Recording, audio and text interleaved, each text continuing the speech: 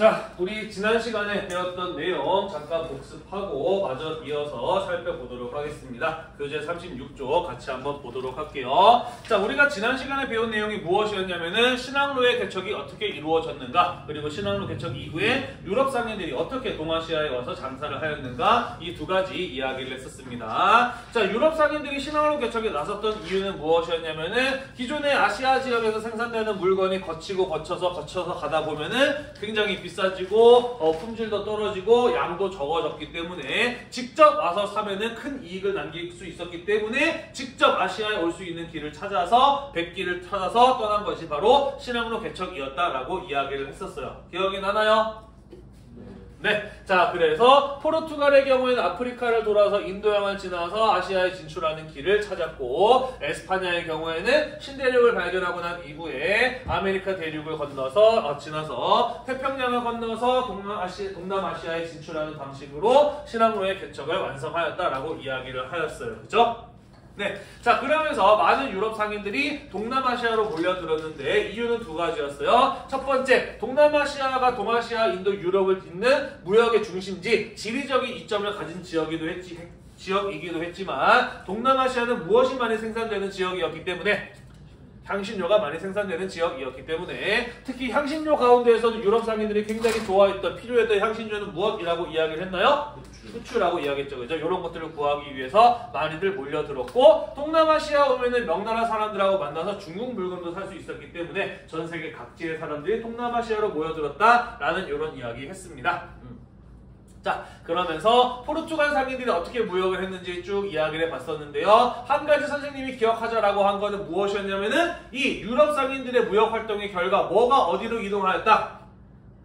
은이 중국으로 이동하였다라는 거 하나 정도는 기억해 두자라고 이야기를 했어요. 그죠? 그리고 유럽 상인들이 각각 어느 지역을 무역의 거점으로 활용했는지 이런 것들은 기억해 두자라고 이야기를 했어요. 호이안, 마카오 이런 데를 보면은 포르투갈이구나 라는 것 정도 기억해 둘 수 있으면 좋을 것 같네요. 자, 이어서 에스파냐 상인들의 무역 활동도 이야기를 했어요. 이 사람들은 태평양을 건너오기 때문에 마닐라의 무역의 거점을 마련하였다. 이때 당시에 에스파냐 사람들이 타고 다녔던 배의 이름이 무엇이었다? 갈레온이었다. 그래서 갈레온을 타고 다니는 무역이라고 해서 갈레온 무역이라고 한다라고 이야기를 하였어요. 신대륙을 식민지로 지배하면서 생산된 은을 가지고 와서 명나라 물건을 사갔기 때문에 마찬가지로 신대륙의 은도 어디로 유입되었다? 중국으로 유입되었다라는 거 기억해 두자라고 이야기를 하였어요. 자, 이렇게 포르투갈과 에스파냐가 신항로 개척으로 큰 돈을 벌게 되다 보니까 이후에 강대국들이 나타나서 그 무역의 이익을 빼앗으려는 모습들이 나타나게 되었다라고 이야기를 하였어요. 그죠? 그래서 17세기에는 네덜란드가 나타나서 포르투갈의 무역권을 빼앗는 모습을 보였고, 17세기에는 네덜란드의 전성기였다. 네덜란드를 중심으로 세계의 무역이 전개되고 있었다라는 것까지 우리가 지난 시간에 이야기를 했었습니다. 맞나요?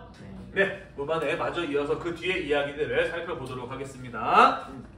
자, 청나라가 중국 베이징을 장악하게 된 것 1644년이에요. 그러니까 17세기부터는 명청의 교체가 이루어진 이후의 상황이라고 보시면 될 것 같아요. 자, 청나라가 세워지고 난 이후에 청나라가 유럽 상인들과 어떤 식으로 무역을 했는지 잠깐 이야기를 해보도록 하겠습니다. 자, 청나라 어떤 민족이 세운 나라였나요?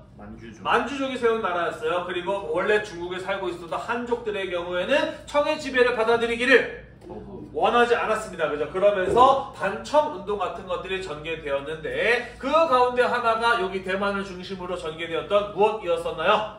정씨 세력들의 저항이 있었죠. 그죠? 자, 그래서 바다 건너 타이완의 정씨 세력들을 제압하기 위해서 청나라에서는 해금령이나 천계령 같은 것들을 실시했어요. 그죠? 바다 건너로 가지 못하게 만들거나 아니면 바닷가에 살고 있는 해안 주민들을 전부 다 내륙으로 이주시켜버렸어. 그지? 배운 기억 나나요? 네. 그런데 타이완의 정씨 세력들이 제압되고 난 이후에는 굳이 그럴 필요가 없어서 해금령, 천계령 해제하였고요. 그러면서 청나라 상인들이 외국으로 나가는 것이 허용되면서 일본의 나가사키 같은 곳들에 많이 갔다라는 거 우리가 지난 시간에 배웠었습니다. 그랬죠? 네. 자, 이 무렵에 유럽 상인들도 중국에 와서 중국과 직접 교역하기를 원했어요. 자, 하지만 청나라는 유럽 사람들에게 자유롭게 교역할 수 있도록 허락을 했을까 안 했을까? 안 했어요. 왜 안 해줬을까? 가진 거 다 있는데 굳이 교역을 해요. 네, 맞아요. 중국은 워낙 큰 나라다 보니까 자급자족적인 경제 구조를 가지고 있어서 굳이 외국과의 교역을 절실하게 필요로 하지는 않았다라는 거 있습니다. 첫 번째고요. 또 왜 중국은 청나라는 유럽 상인들에게 자유로운 무역을 허락하지 않았을까? 낯선 물건, 낯선 종교 이런 거. 맞아요. 얘들을 잘 몰라요. 그죠? 우리가 잘 모르는 얘네가 와가지고 이상한 거 전하고 팔고 행패 부리고 할까봐 걱정이 되었던 것입니다. 그죠? 또 하나 더 이야기해 보자면요. 청나라도 마찬가지로 중국을 장악하고 난 이후에는 자신들이 세계의 중심이라고 생각하는 무슨 사상? 중화 사상을 가지고 있었어, 그지? 그렇기 때문에 서양 오랑캐를 우리보다 한참 더 급이 낮은 애들이라고 생각했기 때문에 어디까지나 베풀어주는 입장에서 무역을 허락하려고 한 거였다라는 것이에요. 이런 세 가지의 것들이 결합이 되면서 제한된 형태로만의 무역을 허용하게 되었습니다. 딱 한 군데 열어줘요. 거기가 바로 어디였냐면은 중국 베이징으로부터도 한참 멀리 떨어져 있어서 별로 문제가 터져도 걱정이 없을 것 같은 지역 어디예요? 마카오. 그렇죠. 바로 광저우 지역을 열어주게 됩니다. 마카오는 한 여기쯤 있죠? 베이징으로부터 한참 멀리 떨어져 있어서 사고가 나도 별로 걱정이 안 되는 요 중국 남부의 광저우 딱 한 군데만 열어줍니다. 자, 그리고 이 광저우에 와서도 자유롭게 무역을 할 수 있는 것이 아니에요. 오직 공행이라고 하는 사람들을 통해서만 물건을 사고 팔 수 있도록 허락을 했습니다. 공행이란 무엇이냐? 자, 당시 한자로 행이라고 하는 것은 뭘 말하는 거냐면은 가게를 뜻해요. 장사하는 가게를 행이라고 이야기를 합니다. 은을 전문적으로 다루는 가게 뭐였을까? 은행이에요. 그게 뱅크가 된 거죠. 은은 당시 돈이었으니까요. 자, 공식적인 가게, 다시 말해서 국가로부터 유럽 상인들과 교역을 허락받은, 공식적으로 허가받은 상인들을 통해서만 물건을 사고 팔 수 있도록 허락을 하였다라는 것입니다. 이유는 아까도 이야기했듯이 얘네들이 뭔가 잘못된 물건을 팔지 않을까, 들어와서 획패를 부리지 않을까, 이 서양인들에 의해서 이상한 것들이 중국 내에 퍼지지 않을까 같은 것들이 우려가 되었기 때문이에요. 이해되시나요? 네. 자, 그래서 유럽 상인들은 광저우에 와서 공행이라고 하는 국가로부터 허가받은 상인들하고만 교역을 할 수 있었다라는 것입니다. 자, 그런 사람들을 일컬어 우리는 무엇이라고도 이야기를 하냐면요. 광동 지방을 중심으로 활동하는 13개의 상인 집단이라고 해서 광동 13행이라고도 이야기를 해요. 다시 말해서 이 사람들의 경우에는 중국 내에서 서양인들과 교역할 수 있는 유일한 존재, 서양 상인들과의 교역을 독점한 존재들이었다라는 것입니다. 돈 많이 벌었을까요? 벌었겠죠? 많이 벌었어요. 왜냐하면 유럽 상인들의 경우에는 중국에서 차, 비단, 도자기 같은 거 많이들 사갔거든요. 그거 전부 다 공행을 통해서 사갔기 때문에 돈 엄청나게 많이 벌었습니다. 하지만 이렇게 이익이 있으면 이 사람들에게 주어지는 의무도 있었겠죠. 만약에 유럽 상인들이 들어와서 사고를 쳤다? 누구의 책임이다? 그들을 제대로 감독하지 못한 공행이 책임을 졌다라는 거예요. 이해가 되시나요? 나아가서 이 사람들만이 유럽 상인들을 상대하기 때문에 나라를 대신해서, 관청을 대신해서 유럽 상인들에게 관세를 부과해야 하는 이러한 의무를 지기도 있었다라는 것입니다. 이해가 되시나요? 네. 자, 그래서 유럽 상인들의 경우에는 이 광동을 통해서만 물건을 살 수 있고 물건을 팔 수 있었다. 자유로운 교역이 아니라 제한된 통제된 형태의 무역을 중국과 하고 있었다라는 것이에요. 자, 이러한 상황에서 동아시아 무역시장에 가장 늦게 등장한 강대국, 그건 바로 누구였냐면은 영국이었습니다. 자, 영국은 강대국인데 왜 이렇게 늦게 동아시아 무역시장에 등장을 했느냐? 바빴어요. 17세기 이전에는 에스파냐랑 싸워서 아메리카 대륙의 식민지를 확보하느라고 바빴고요. 17세기 때에는요, 네덜란드랑 싸워서 동남아시아의 무역권을 확보하느라고 바빴어요. 그래서 에스파냐랑 싸워서 북아메리카의 지배권을 확보하고요. 네덜란드랑 싸워서 동남아시아의 지배권을 확보하고 난 다음에 18세기 중엽쯤 오게 되면서 동아시아 지역에 진출해서 동아시아 지역의 주도권을 영국이라는 강대국이 장악을 하게 되는 것이죠. 이해가 됐나요?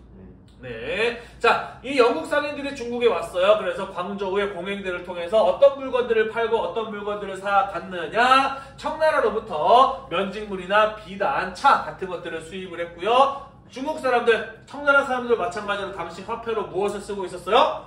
은을 사용하고 있었어요. 은이랑 당시 영국이 식민지로 지배하고 있었던 인도에서 생산된 목화 이런 것들을 수출을 했다라는 것입니다. 그래서 영국 상인들의 무역 활동의 결과 역시 은이 어디로 유입되고 있는 것을 확인할 수 있나요? 중국으로 유입되고 있는 것을 확인할 수가 있네요. 그죠?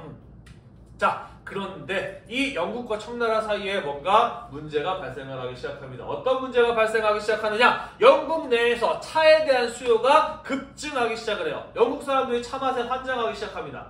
그 계기는 무엇이냐? 홍차의 발견이에요. 우리나라에서 동아시아 지역에서 차라고 하면 전부 다 어떤 색깔이지? 대부분 녹차를 의미해요. 그죠? 자, 영국 사람, 뭐였지? 영국인은 네덜란드 상인이었나?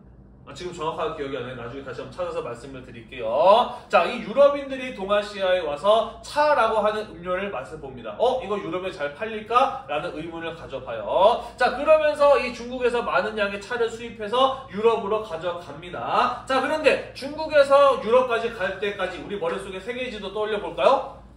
여러 차례 지구상에서 가장 더운 적도를 지나고 유럽에 갑니다. 그렇지 않나요? 네, 그래서 분명히 이 차를 수입할 때 박스를 포장할 때는 찻잎이 초록색이었는데 뜨거운 적도를 여러 번 지나면서 그 뜨거운 적도의 열기에 찻잎이 전부 다 익었어요. 타버렸어요. 그래서 영국 가서 박스를 열어보니까 새카맣게 타버린 거야. 이거 어떡하지? 짜득 사왔는데 버릴 수도 없고 그냥 한번 물이나 부어볼까 해서 물을 부어서 우려냈더니 녹색 찬물이 아니라 갈색의 그렇죠 홍차 찬물이 우러져 나온 거예요. 한번 마셔볼까? 살짝 마셔봤는데 영국인들의 입맛에 그렇죠 기가 막히게 잘 맞아 떨어졌던 거예요. 그죠? 그러면서 이후에 엄청나게 많은 어마어마하게 많은 양의 차를 중국으로부터 영국이 수입해 갑니다. 지금도 영국 사람들은 차 마시는 문화가 있잖아요. 그죠? 그렇죠. 뭐 잉글리시 브레이퍼스트 유명한 차를 또 많이 있기도 하죠. 그죠? 자, 그래서 영국이 중국으로부터 더 많은 차를 사가다 보니까 차를 사는데 들어가는 은의 양이 늘어나게 되겠죠. 그죠? 자, 그러면서 영국이 중국과의 무역에서 계속해서 무역 적자를 봅니다. 왜? 차를 사오기만 하니까. 영국이 그래서 중국과의 무역에서 무역 적자를 안 보이려면은 뭘 해야 되냐? 우리도 팔아야 그래서 영국도 물건을 뭔가 팔아야 될 거 아니에요. 그죠? 자, 그런데 영국이 물건을 팔기 위해서는 오직 누구를 통해서만 물건을 팔 수 있나요? 공행을 통해서만 물건을 팔 수 있어요. 그죠? 그리고 공행들은 물건을 안 사줬어요. 왜 안 사줬느냐? 자, 당시 영국의 가장 대표적인 수출품은 무엇이었냐면은 면직물과 모직물이었어요. 우리가 입고 있는 면티 같은 거라든지 아니면은 모직물, 양털로 만들어진 옷이었습니다. 공행들은 무엇이라고 이야기를 했느냐? 우리나라 사람들은 이런 짐승의 털로 만든 옷 안 입는다라고 이야기를 했어요. 실제로 모직물은 겨울에나 입는 옷인데 광주 어떤 곳이에요? 되게 더운 곳이에요. 그죠? 모직물 같은 것이 팔릴 리가 없어요. 그죠? 자, 그래서 영국은 결국에는 영국 상품을 중국에 수출하지 못하고 중국의 차만 계속해서 수입하는 이런 상황이 되어버리고 만 겁니다. 계속해서 무역 적자를 보는 거예요. 자, 그래서 영국은 고민합니다. 중국에 팔아먹을 수 있는 물건이 없을까를 고민하게 돼요. 그러다가 뭘 팔아먹기 시작하느냐? 그렇죠. 인도에서 재배한 아편을 중국에다가 팔기 시작을 합니다. 아편이 뭔가요? 마약이에요. 그죠? 중독성이 굉장히 강해요. 사람에게 환각 증상을 불러일으키지만 또 굉장히 강력한 중독성을 가지고 있고요. 아편에 오랫동안 노출된 사람의 경우에는 사지가 하나둘씩 굳어가게 되는 그런 건강의 악화도 겪게 된다라고 합니다.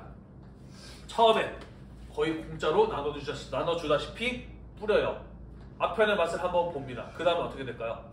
그렇죠. 전 재산을 털어서라도 아편을 사려고 합니다. 그래서 아편을 팔기 시작하니까 중국 사람들은 전 재산을 털어서도 아편을 사려고 하다 보니까 지금까지 중국으로 들어가기만 했던 은이 아편을 사느라고 어떻게 되는 거예요? 그렇죠. 영국으로, 인도로 빠져나가게 되는 겁니다. 그죠? 그러면서 청나라의 경제가 무너지고 청나라 사람들의 건강 상태가 악화되기 시작을 해요. 안 되겠다 싶어서 청나라에서 아편을 단속하기 시작합니다. 그래서 영국이 우리 장사하는데 왜 방해해? 라고 시비를 거면서 청나라로 쳐들어가게 되니 그게 바로 무엇이에요? 아편 전쟁이라고 하는 것이죠. 나중에 우리가 청나라의 개항과 근대화에 대해서 이 아편 전쟁부터 다시 한번 정확하게 배우게 될 텐데요. 그때 가서 다시 한번 이야기를 할 겁니다. 정리가 좀 됐나요?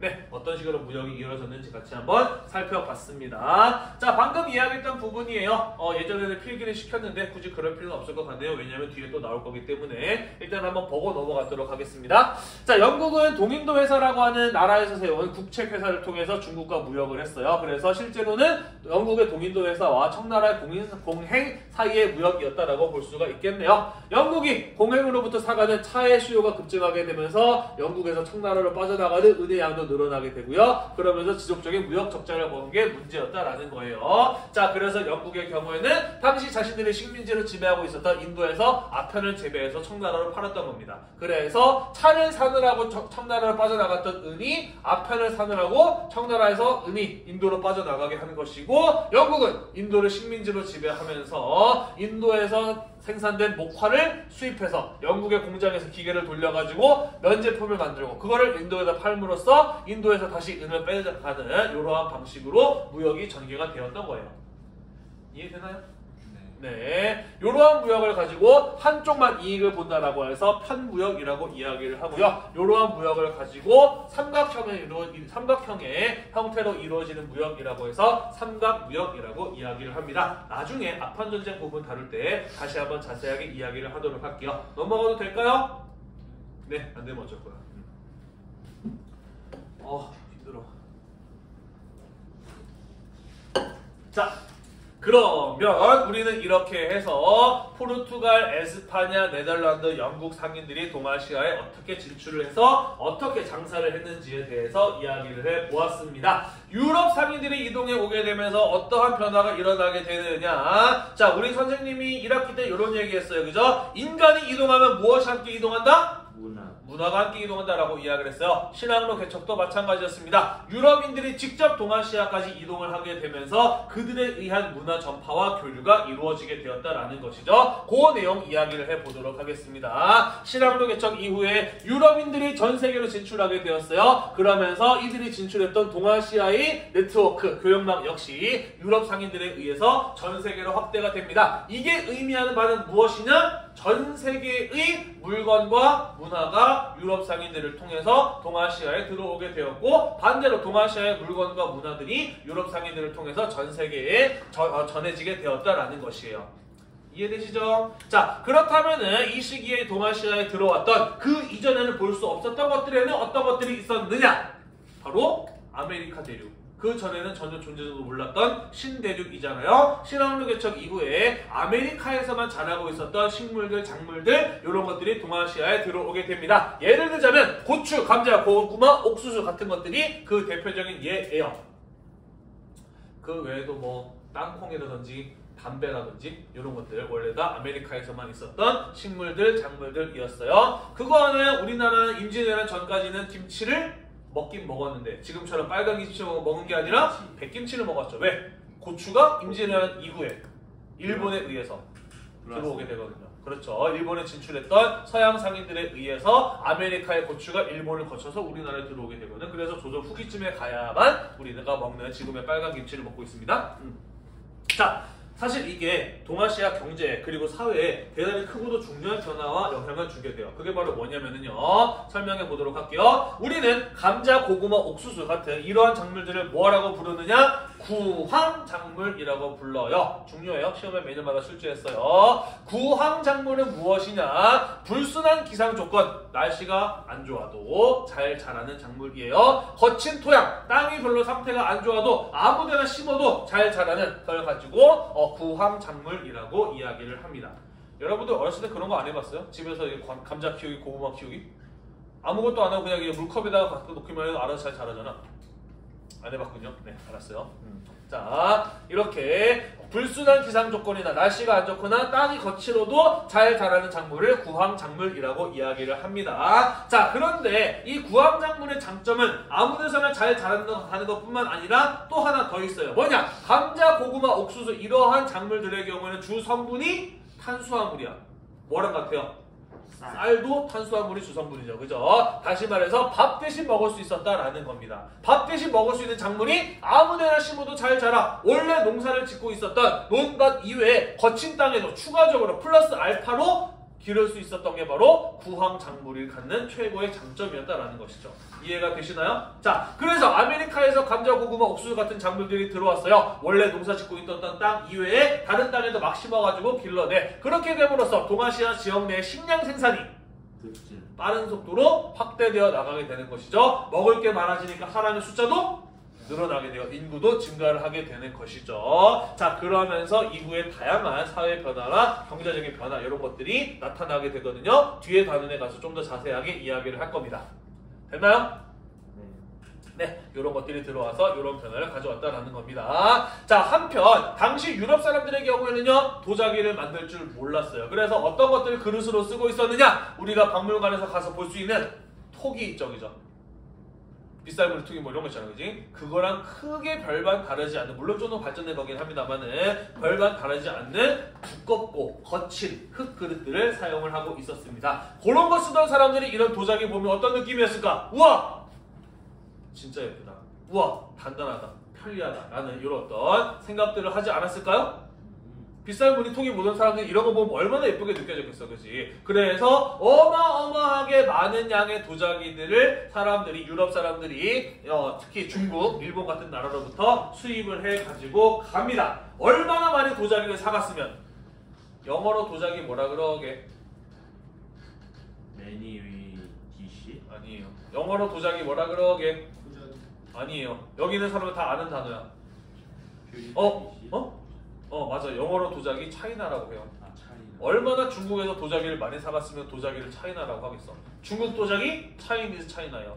일본 도자기 재패니즈 차이나입니다. 뼈가루가 들어가서 단단하게 만든 도자기 본 차이나. 이런 식이에요. 많은 양의 도자기를 사갔습니다. 선생님이 대학 다닐 때 유럽 여행 한번 간 적 있어요. 그리고 거기 다니면서 유럽의 귀족이나 왕족들이 살았던 성 이런 데를 관광지로 돌아다녀 본 적이 있거든요. 그런데 가보면 어떤 것들을 볼 수 있었냐면은 그 귀족 집안이, 그 왕족 집안이 집안 대대로 모아온 보물 창고를 이제 관람객들에게 전시해 놓은 것들을 여러 개 볼 수 있었어요. 그런데 가보면은 금이나 은이나 여러 가지 보석들로 화려하게 꾸며져 있는 많은 예쁜 것들을, 값비싼 것들을 여러 볼 수 있었거든요. 참 인상적이었던 거는요, 그런 어떤 왕족이나 귀족의 보물 창고 한 구석에는 반드시 뭐가 마련되어 있었냐면은 차이나룸이 마련되어 있었어. 차이나룸은 뭘까? 중국 물건을 모아놓은 방? 아까 뭐라 그랬지?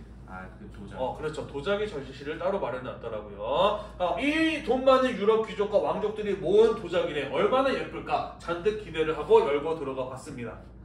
어땠을까요? 편마? 정말 실망을 금할 수 없었어. 우리나라 지방에 있는, 시골에 있는 그 어떤 박물관에서도 그냥 볼 수 있는 정도 수준의 별것 아닌 도자기들을 그 유럽의 귀족이나 왕족들이 참 예쁘다면서 따로 이렇게 모아놓은 모습들을 볼 수가 있었어요. 그만큼 당시 사람들의 경우에는 도자기가 어떤 자원이었다? 유럽인들에게는 귀한 자원들이었다라는 것이죠. 자, 그래서 엄청나게 많은 도자기들을 사가는 이런 일들이 벌어졌다라는 겁니다. 그러다 보니까 유럽 사람들도 뭐 하고 싶어졌을까? 맨날 사기만 하는 게 아니라 우리도 만들죠. 그렇죠. 자기들도 만들고 싶어졌겠죠. 그죠? 그러면서 유럽에서 도자기를 복제해서 만드는 기술이 발달하게 되니 그게 바로 대표적인 사례로는 독일의 마이센 지방에서 만들어지기 시작한 마이센 자기 같은 것들이 있어요. 처음에는 이런 식으로 동아시아에서 만들어졌던 거를 흉내내는 수준으로 도자기를 만듭니다. 그러다 나중에는 점차 자신들만의 독자적인 스타일을 발전시켜 나가게 되고요. 지금은요, 유럽을 대표한 명품 도자기죠. 마이센 자기 같은 것들은요. 선생님 어머님도 도자기 좋아하시거든요. 생신 때 도자기 한번 사드릴까 싶어가지고 백화점에 갔어. 로얄 코펜하겐인가? 그 어디지? 아무튼 그 유럽 도자기 제품 중에 되게 유명한 하나 있었는데 막상 가서 보니까 여기 노트북 화면만한 접시가 하나 있는 거예요. 도자기 접시. 되게 예쁘더라고. 얼마지? 하고 사드릴까 싶어가지고 가격을 봤더니 요거 나온 게 120만 원. 이더라고요. 지금은 유럽이 훨씬 더 비싼 값비싼 명품 도자기를 많이 만들어내고 있습니다만은 예전에는 그렇지 않았다. 그래서 많은 양의 도자기를 수입해가고 있었다라는 이야기였어요. 넘어가도 될까요? 네. 신항로의 개척이 이루어졌습니다. 아시아로 가는 길이 뚫렸어요.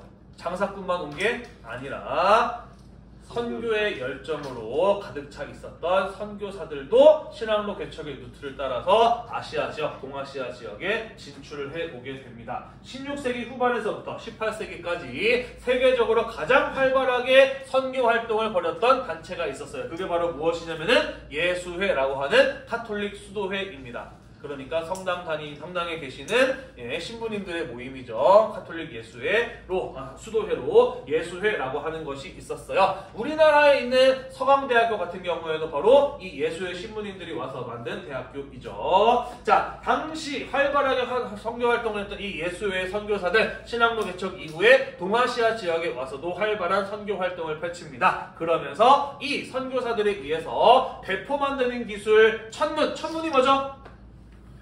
별자리 관측이죠. 역법은요? 날짜를 계산해서 달력을 만드는 기술을 가지고 역법이라고 이야기를 해요. 지리학과 같은 이러한 서양의 과학기술들이 동아시아에 많이 소개가 됩니다. 아니! 선교사들 와서 선교는 하지 왜 이런 기술들을 알려줬을까? 아니! 선교사들이 왜 이런 지식과 기술들을 가지고 있었을까? 끝없이 선지자들, 선교사들 귀족급으로 지위가 높았어요. 그런 거일 수도 있어요. 또 십자군 전쟁 때문에 그런 거일 수도 있고요. 왜 그랬을까?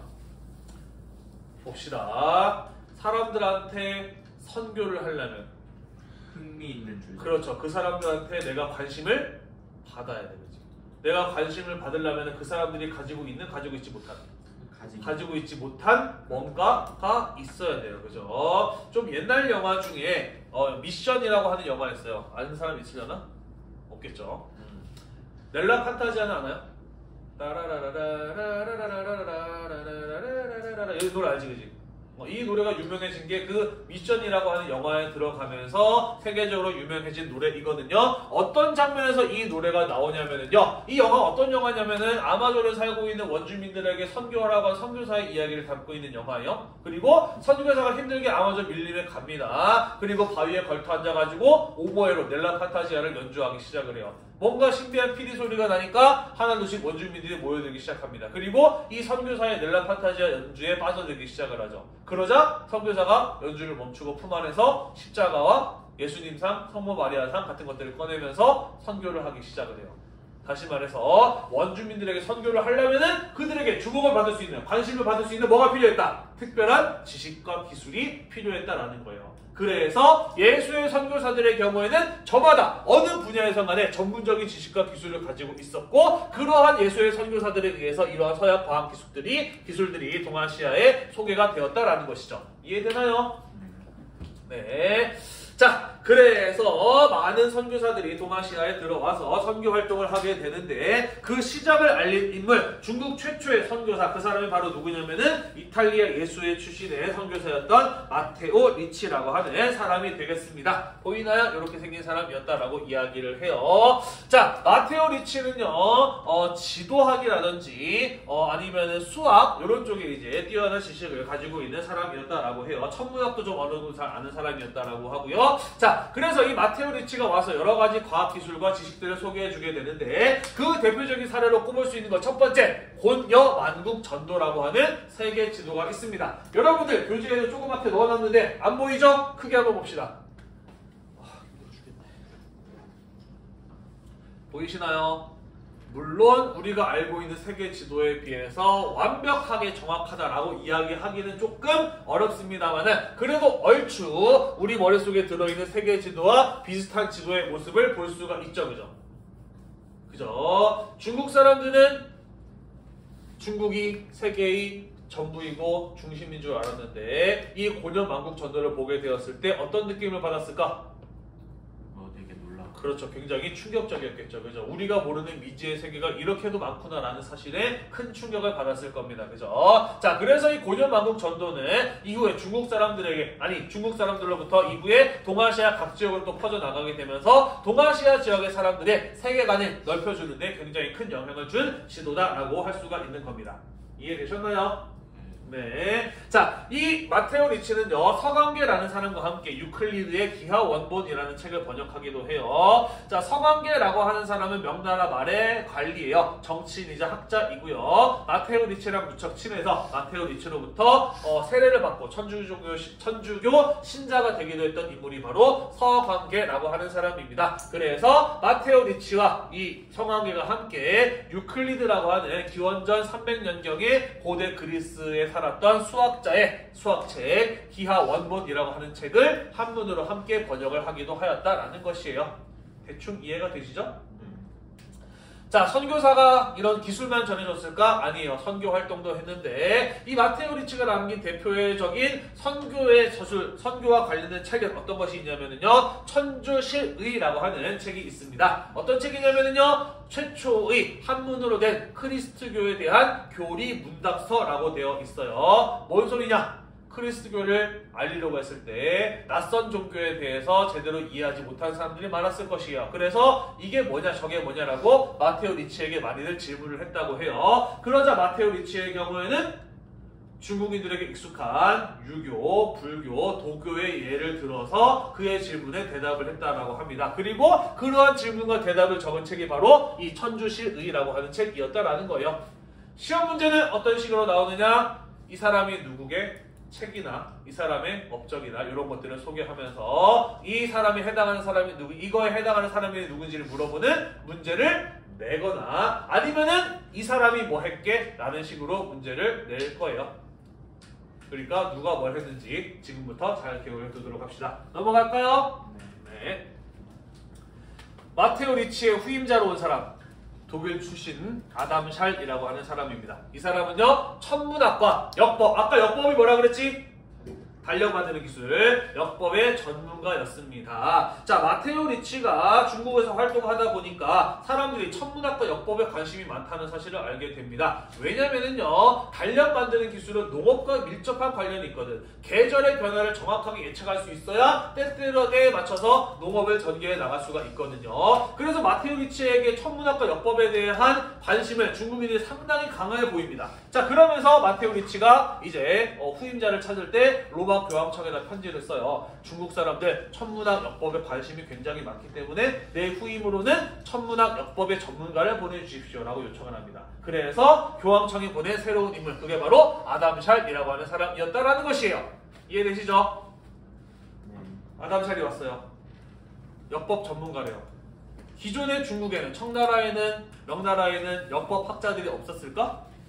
있지 않았어요. 있었어. 기존에도 동아시아에서도 날짜를 계산하고 달력을 만들고 있었거든. 역법 전문가가 왔대요. 기존의 중국의 역법 학자들이 존심이 상한 거야. 자존심이 상한 거야. 그래서 저런 거 필요 없습니다. 우리는 지금도 정확하게 날짜를 계산해낼 수 있어요. 라고 이렇게 청나라 황제에게 이야기를 했답니다. 자, 그러자 청나라 황제가 이렇게 이야기를 했대요. 그래? 그럼 누가 더 정확하게 날짜를 계산할 수 있는지 한번 배틀을 떠봐라 라고 이야기를 했답니다. 그래서 아담 샬과 청나라의 역법 학자들이 날짜 계산 배틀을 떴고요. 누가 이겼을까요? 아담 샬이 훨씬 더 정확하게 날짜를 계산했다고 해요. 자, 그래서 청나라 황제의 명을 받아서 달력을 새롭게 만들었으니 그 달력의 이름이 무엇이냐면 바로 시헌력이라고 하는 것이 되겠습니다. 서양 역법의 기초에서 1년 24절기와 하루의 시간을 정밀하게 계산을 해냅니다. 그러면서 청나라의 공식적인 달력이 된 게 바로 이 아담 샬이 만든 시헌력이라고 하는 것이에요. 이해됐나요? 지금 우리가 쓰고 있는 달력도 이 시헌력에서 크게 변하지 않았어요. 거의 일정 부분, 약간 부분만 수정한 수준입니다. 음력 달력이.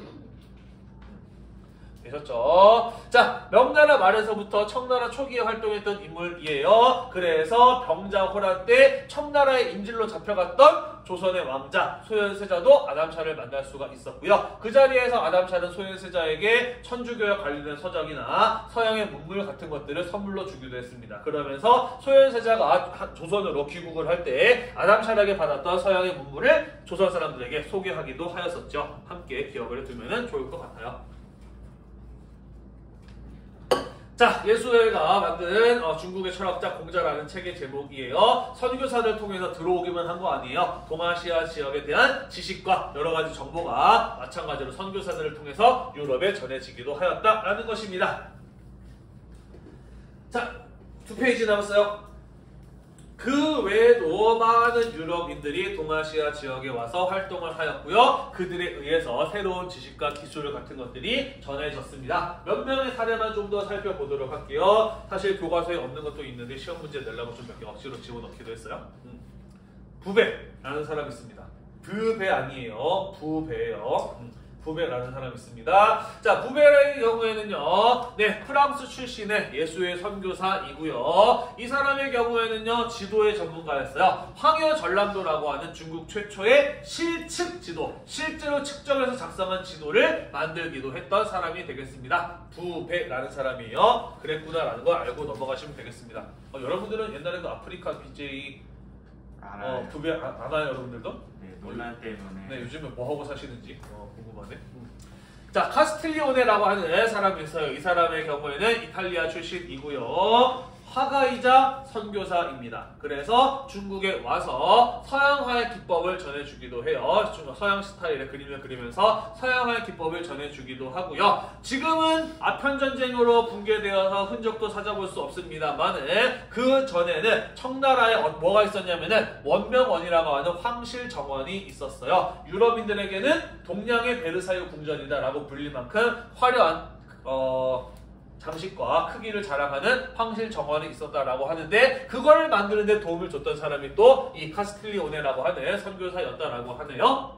자, 조선에 온 사람들은 어떤 사람이 있었는지 보도록 할게요. 벨테브레이라고 하는 사람이 있었답니다. 이 사람은 네덜란드 사람이에요. 실제로 이렇게 생기지는 않았어요. 이거 나중에 KBS에서 다큐멘터리 제작할 때 연기했던 연기자의 사진이에요. 네덜란드 사람이고요. 일본으로 배를 타고 가다가 풍랑을 만나서 배가 부서져서 제주도에 떠밀려 왔던 사람이 되겠습니다. 이 사람의 경우에는 대포를 만들고 사용하는데 뛰어난 재주를 가지고 있었던 모양이에요. 자, 그래서 조선에서는 이 사람을 이용을 해서 강력한 대포를 만들고 싶어 했어요. 그래서 잘 해줬고요. 그래서 이 벨테브레이라고 하는 사람이 조선 인조 때 조선에 귀화해서 박연이라는 이름을 쓰고요. 조선에서 관리 생활을 시작을 하게 됩니다. 병자호란 때도 참전을 해서 큰 공을 세우기도 하였다고 해요.